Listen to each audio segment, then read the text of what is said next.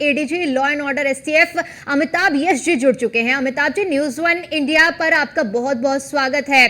अमिताभ जी, आपसे मैं समझना चाहूंगी, क्योंकि जिस तरह से सुल्तानपुर में डकैती हुई और डकैती के बाद पहला एनकाउंटर इस मामले में होता है, वो भी मंगेश यादव का। इसके बाद विपक्ष ने जमकर माहौल और इस पूरे मामले को मुद्दा बनाया, लेकिन इसके बाद सिलसिलेवार तरीके से आप जिस तरह से एनकाउंटर हो रहे हैं, सबसे पहला सवाल तो मेरा कार्यप्रणाली और शैली को लेकर रहेगा, क्योंकि एसटीएफ की कार्यशैली पर भी विपक्ष की ओर से तमाम सवाल उठाए गए हैं। देखिए, एसटीएफ का काम बड़े अपराधियों को, ऑर्गेनाइज क्रिमिनल्स को, माफियाज को, उनके नेटवर्क को डिस्ट्रॉय करना है। ये बड़े अपराधी, जैसा आप जानती हैं, यूपी में इन्होंने बहुत ही तांडव मचाया है। पूर्व में एसटीएफ ने बड़े अपराधियों के खिलाफ काम करके लगभग माफिया नेटवर्क्स और ऑर्गेनाइज क्राइम नेटवर्क्स को डिमोलिश करने की कोशिश की है, और अभी भी ये कोशिश लगातार जारी है। इन अपराधियों के साथ डील करना आसान नहीं होता। इनके द्वारा पुलिस पर फायर किया जाना कोई नई बात नहीं है।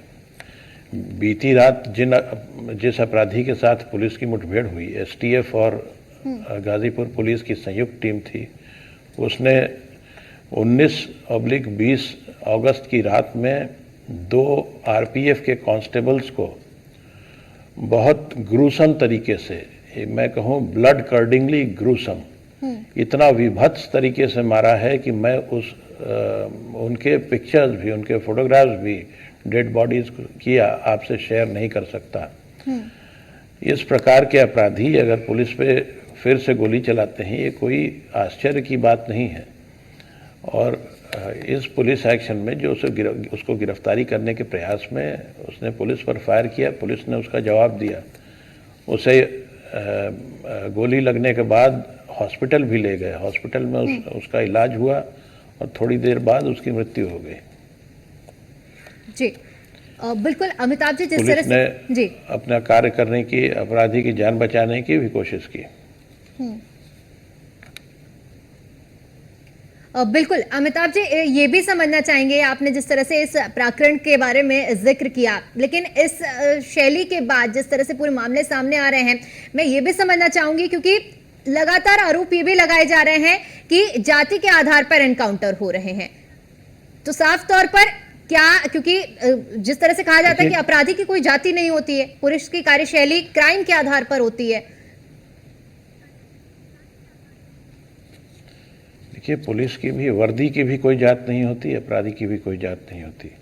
मैं आपको बताना चाहूँगा, जो 2 आरपीएफ के कांस्टेबल जिनकी हत्या हुई थी, उनमें एक का नाम था जावेद खान और दूसरा प्रमोद कुमार।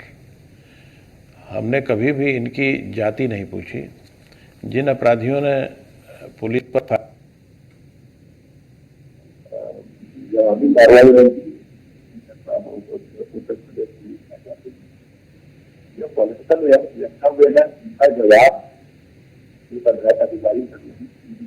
एक अधिकारी के रूप में मैं नहीं दे सकता।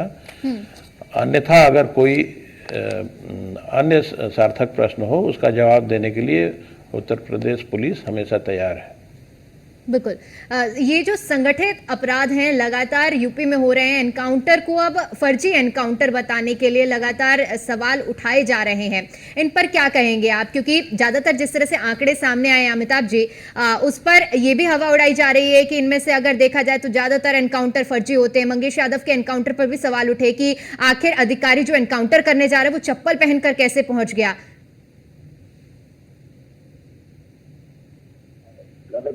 तरीके से किया गया है। जो चप्पल पहनकर फोटोग्राफ है वो सूर्योदय के समय की है।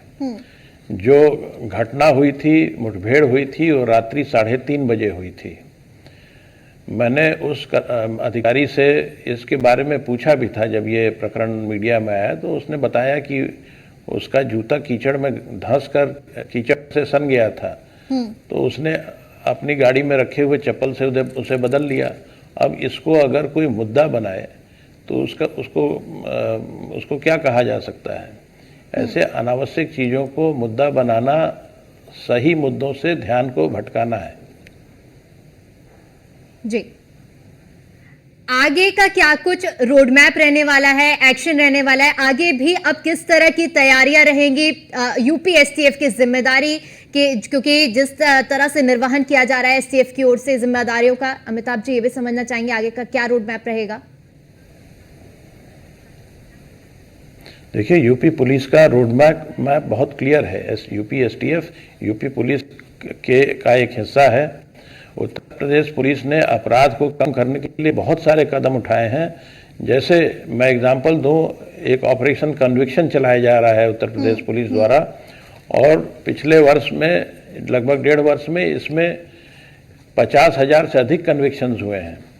उत्तर प्रदेश पुलिस ने अपने इमरजेंसी रिस्पांस सिस्टम को सुदृढ़ किया है, उसे टेक्नोलॉजिकली अपग्रेड किया है, और आज के दिन कोई भी इमरजेंसी कॉलर को हमारा रिस्पांस एवरेज 10 मिनट में मिल जाता है। शहरों में ये समय और भी कम है जी। इसके अलावा यूपी गवर्नमेंट द्वारा महिलाओं के सशक्तिकरण, महिलाओं के सुरक्षा के लिए ऑपरेशन शक्ति, मिशन शक्ति चलाया जा रहा है। उसका भी 4th फेज लॉन्च होने वाला है। और बहुत सारे चीज़ें हैं, जैसे फेयर रिक्रूटमेंट किया गया जिसमें 1 लाख से ज़्यादा कर्मचारियों का हम पिछले कुछ वर्षों में रिक्रूटमेंट कर चुके हैं। उनकी अच्छी ट्रेनिंग कराई जा रही है। हम लोगों ने अपने ट्रेनिंग के कैपेसिटी में भी बहुत वृद्धि की है। वेपन्स को अपग्रेड किया जा रहा है, कम्युनिकेशन सिस्टम्स को अपग्रेड किया जा रहा है। तो ये कोई मुठभेड़ हमारा रोड मैप नहीं है। जो रोड मैप है वो बहुत ही वृहद है, और पुलिस और समाज दोनों के लिए, दोनों की बेहतरी के लिए ये रोड मैप बनाया गया है, और ये बहुत ही प्रोफेशनली क्रिएटेड है। और हमारा जो गोल है कि अपराध के प्रति ज़ीरो टॉलरेंस होगा। हम अपराधी को कानून के दायरे में लाएंगे, और इसी तरीके से हम लोगों ने पिछले 1.5 साल में लगभग 50,000 अपराधियों को कन्विक्ट भी कराया है। इसमें महिलाओं के विरुद्ध अपराध पर कुछ खास जोर दिया जाता है। पॉस्को यानी बच्चों के विरुद्ध अपराध में भी कन्विक्शन में बहुत ही जोर दिया जाता है।